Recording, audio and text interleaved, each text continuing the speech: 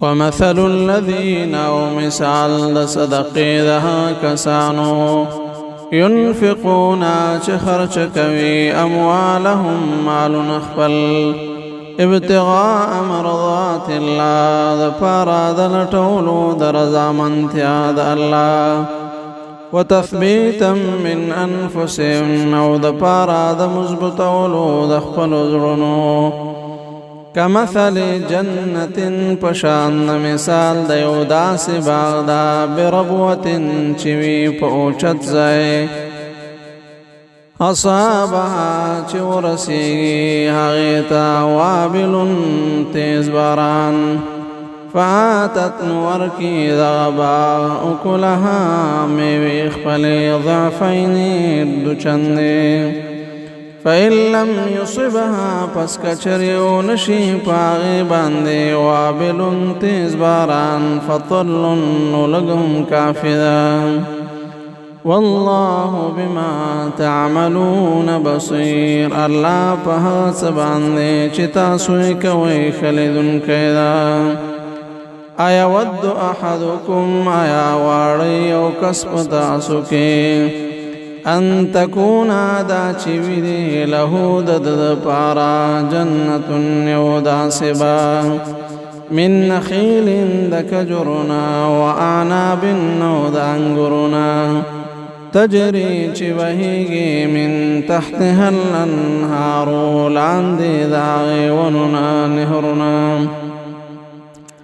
له فيها ويدد پارا پد باقی من كل الثمرات دهر قسم میونا واصابه الكبر ورسه او رسید لوید تا بڑاوالی وله ذریت او دد بچوی ضعفا دیر کمزوری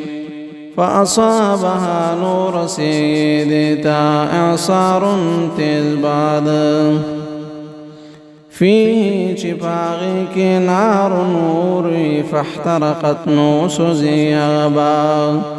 كذلك دغرنگی يبين الله بيانوي الله پاک لكم تاسوتا الآيات دلائل آياتنا لعلكم تتفكرون دي دپارا چی تاسو فکر وکڑی یا ایها الذین آمنوا هغه کسانو چې ایمان مراوړی دا انفقوا خرج کئ من طیبات د پاکها ما ده مالوننا کسبتم چې ګټلې تاسو ومما وده شيئنا اخرجنا سراوستلی دی منگا لکم تاسو د پارا من الارض دزمکنا ولا تيمموا الخبيث او اراده مکوی دردی منه ددی معلا تنفقون حال دا چی تاسو خرچ کوئی دارد مال ولستم بآخریه او نی تاسو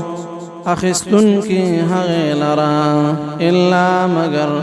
ان تومضو دا چی سترگی پٹکی تاسو فیه فحغی باندے وعلموا پوها شیئن اللہ بشک اللہ غنی بحاجت دا حمید و دارنگی استعلی شویدان